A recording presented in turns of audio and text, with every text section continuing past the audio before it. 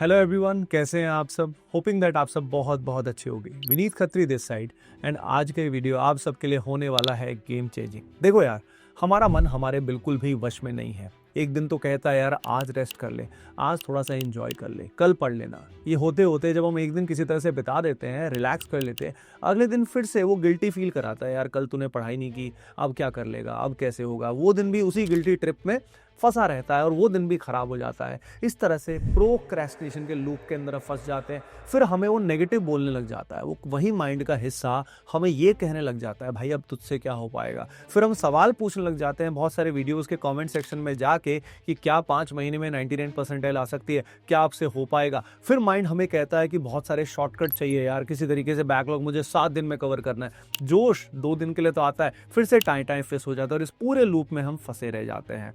देखो भाई, मैं जानता हूं तुम इस लूप से निकलना चाहते हो ना। अगर तुम इससे निकलना चाहते हो तो फुल जोश में लाइक करो, किसी और के लिए नहीं, खुद के लिए, और कमेंट सेक्शन में लिखो आई विल डू इट। देखो, माइंड के बारे में ये बात हमेशा कही जाती है कि माइंड बहुत ही अच्छा सर्वेंट होता है लेकिन बहुत ही बुरा मास्टर होता है। अब प्रॉब्लम यही हो रखी है, हमने उसे अपना मास्टर बना रखा है, लेकिन अब हमें उसे अपना स्लेव बनाना होगा। अगले 21 डेज तुम्हारे लिए लाइफ चेंजिंग होने वाले हैं। आज जो तुम्हें मैं बताने वाला हूं, अगर तुम उसको अप्लाई करते हो तो तुम्हारा एक नया वर्जन ऑल टुगेदर बन के निकल आएगा। तुम्हारा 2.0 वर्जन बनने वाला है जो जेईई मेन तो क्या, जिंदगी की हर जंग को जीत लेगा भाई।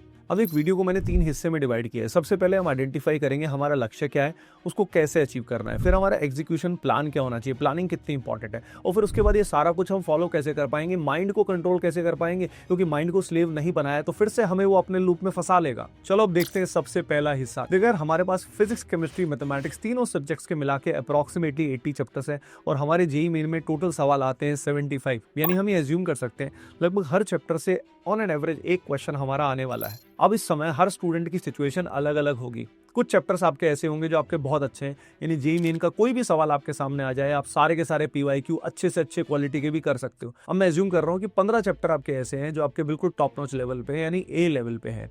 अब ये 15 चैप्टर्स तो आपके डन है, इनका तो बस रिवीजन कर लोगे, थोड़ा थोड़ा प्रैक्टिस कर लोगे, आपका काम बन जाएगा। यानी अभी से मान लो 50-60 नंबर तो आपके फिक्स हो गए। अब क्या करना है, अब हमारा जो बचा हुआ समय है इसमें हमें क्या करना है, कैटेगरी बी और सी के 2 तरह के चैप्टर्स हैं।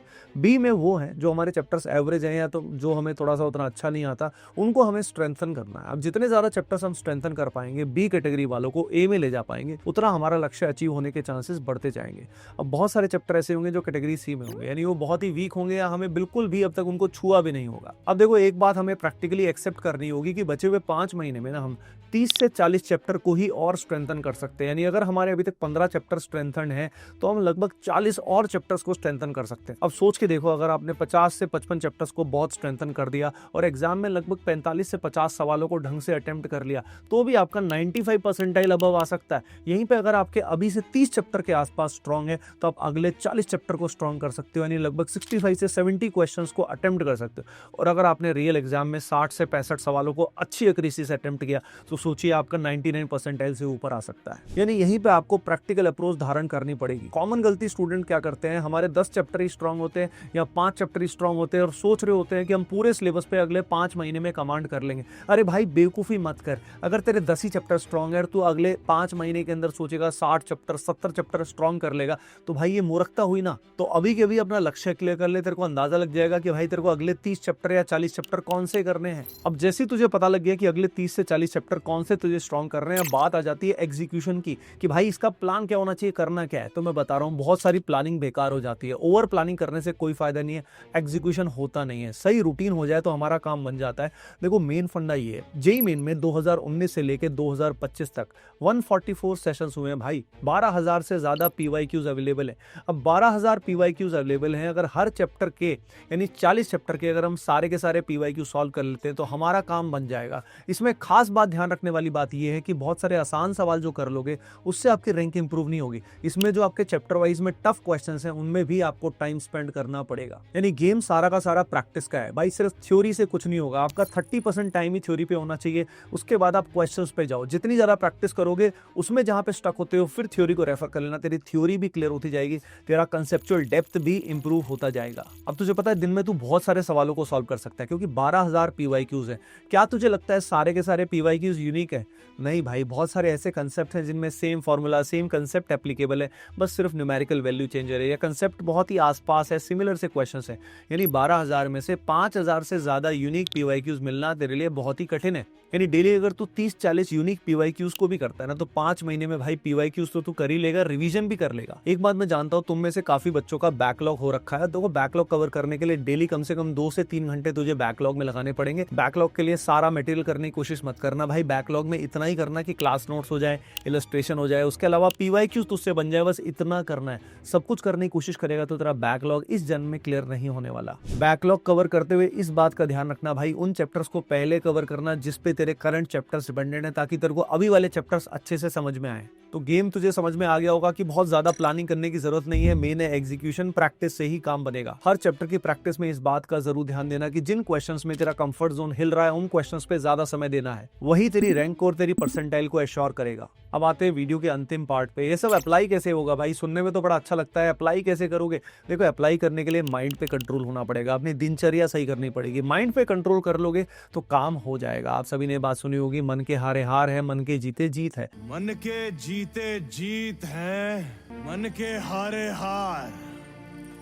हार गए जो बिन लड़े, उन पर है धिक्कार। अब इसको प्रैक्टिकली अप्लाई करने के लिए सबसे पहली बात, ब्रह्मचर्य का पालन करना होगा। उसके अलावा ये समय है मंक मोड में आ जाने का। मंक मोड का मतलब है भैया डिस्ट्रैक्शन, सोशल मीडिया, ऐसी कोई भी चीज जो तुझे कमजोर करती है, जिससे तू डिस्ट्रैक्ट होता है, भैया उखाड़ के फेंक दे। नहीं तो बाद में इसी बात का मलाल हमें सबसे ज्यादा होता है, यार मैंने अपना बेस्ट नहीं दिया, मैंने बहुत सारा समय वेस्ट कर दिया। और एक काश शब्द जो होता है ना, बहुत ही बुरा होता है। मैं नहीं चाहता आप में से कोई भी बच्चा इस शब्द का यूज करे। बहाने बनाना छोड़ो यार, एक्सक्यूजेस से आगे निकलो। उसके अलावा अपनी स्लीप साइकिल सही रख भाई, रात को 11 बजे तक सो जाना है, सुबह 5 बजे या 6 बजे तक तेरे को उठ जाना है। याद रखना, जो दिन का पहला 1 आवर है ना, ये तेरा सबसे पावरफुल आवर होना चाहिए। इस आवर में तेरे को मेडिटेट करना है, एक्सरसाइज करनी है, खुद को हायर सेल्फ से जोड़ना है। दिन की प्लानिंग भी इसी समय बन जाती है। यानी अगर दिन की पावरफुल शुरुआत तूने कर लेना, पूरा दिन तेरे कब्जे में आ जाएगा। अब मेडिटेशन की पावर तो तूने जरूर सुनी होगी भाई। मेडिटेशन यानी ध्यान की अवस्था तब आती है जब हम बहुत ही शांत होते हैं, हम ऑलमोस्ट निर्विचार अवस्था में आ जाते हैं। लेकिन ये पाने के लिए नाम जप जो होता है वो बहुत ही पावरफुल टेक्निक होती है, जिससे रिलेटेड वीडियो मैं विनीत खत्री चैनल पे ऑलरेडी बना चुका हूँ। ये सारी बातें तुझे समझ में आ गई ना? अब बात आती है रियल एप्लीकेशन की, यानी कॉन्फिडेंस कैसे बढ़ेगा। देख, कॉन्फिडेंस तभी बढ़ेगा जब मॉक टेस्ट में तेरा स्कोर आएगा। बहुत सारे बच्चे ब्लंडर सोचते हैं कि मैं इतने सारे चैप्टर कवर कर लूंगा, फिर जाके फुल लेंथ टेस्ट दूंगा। भाई किससे भाग रहा है? रियल एग्जाम में फैल जाएगा भाई। इसलिए अभी से लेकर नवंबर तक एक काम कर, हर 2 वीक्स में एक मॉक टेस्ट जरूर दे। ये मॉक टेस्ट के बेसिस पे ही तेरा रिवीजन प्लान हो जाएगा। रिवीजन के लिए तेरे को पीवाईक्यू सॉल्व करने और नोट्स को रिवाइज करना है। रिवीजन का ये सबसे अच्छा तरीका होता है, नोट्स को फास्ट रीड कर, उसके बाद क्वेश्चंस कर।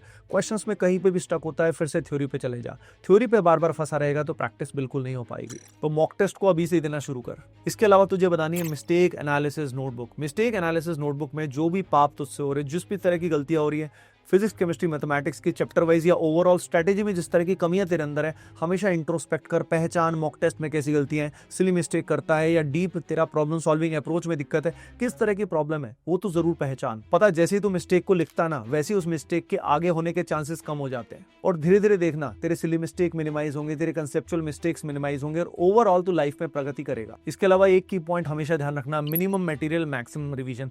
भाई हमें अगर अपना बेस्ट देना है ना, तो हमारी कमांड पीवाईक्यूज पे होनी चाहिए। अगर सारे पीवाईक्यूज मुझसे अच्छे से बनते हैं तो मॉक टेस्ट में भी मैं अच्छा करूंगा और फाइनल एग्जाम में भी मैं मचा के आऊंगा। तो इसलिए जो भी रिसोर्सेज को तू यूज करता है, ऑनलाइन लेक्चर्स देखता है, जो भी काम करता है, ध्यान रखना उसको मिनिमाइज करना। बस उसके इंपैक्ट पे, आउटकम पे ध्यान देना कि भाई तेरे से पीवाईक्यू बन रहे हैं या नहीं बन रहे। ऐसे सारे रिसोर्सेज तेरे लिए अच्छे हैं जो तेरा कॉन्फिडेंस बढ़ा रहे हैं, जिससे तेरा पीवाईक्यू सॉल्व हो पा रहा है, तेरे मॉक टेस्ट में स्कोर इंक्रीज हो रहे हैं। और सबसे इंपॉर्टेंट है सेल्फ बिलीव। भाई खुद में बिलीव रख यार, कब तक दूसरों की सुनता रहेगा यार। याद रखना, कॉन्फिडेंस मोटिवेशनल वीडियो से नहीं आएगा, कॉन्फिडेंस आएगा छोटे छोटे एक्शन से। जैसे ही तू छोटे छोटे एक्शन लेगा ना, तेरा कॉन्फिडेंस बढ़ता जाएगा। और जो बातें मैंने तेरे को बताई है इस वीडियो के अंदर, 21 दिन तक अप्लाई कर, जम के प्रैक्टिस कर भैया। 21 दिन में लगभग 2000 से ज्यादा सवाल कर। जितने सवाल करेगा 21 दिन में तेरा कॉन्फिडेंस नेक्स्ट लेवल पे पहुंच जाएगा और तू अपना लक्ष्य जरूर हासिल करेगा। सभी को Radhe Radhe. Love you all.